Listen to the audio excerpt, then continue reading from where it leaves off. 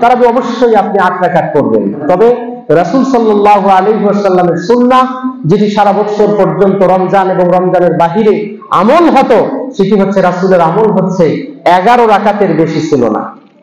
বর্তমানে বাংলাদেশে বিভিন্ন মুফতি আবির্ভাব হয়েছে, যারা এই 8 রাকাত বা 11 রাকাতকে বাতিল করে দিয়ে তারা 20 রাকাতের হাদিসগুলোকে প্রতিষ্ঠিত করতে চায়।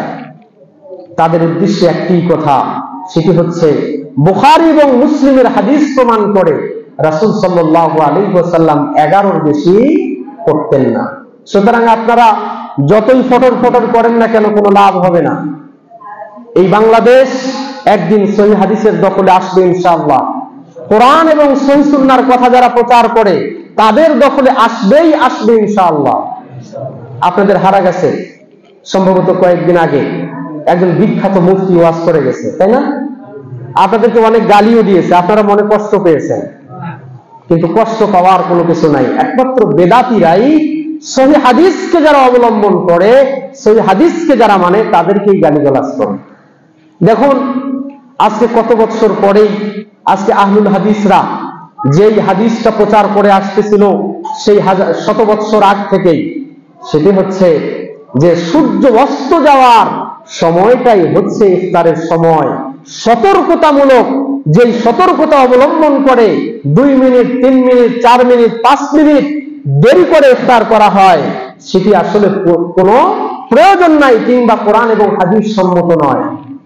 আজকে এই 2025 সালে এসে বর্তমানে যেই মুফতিরা, যেই ইমামরা, যেই মুহাদ্দিসিরা ফতোয়া দিত যে সতর্কতামূলক 3 মিনিট, তারাই বিবৃতি দিতে বাধ্য হয়েছে।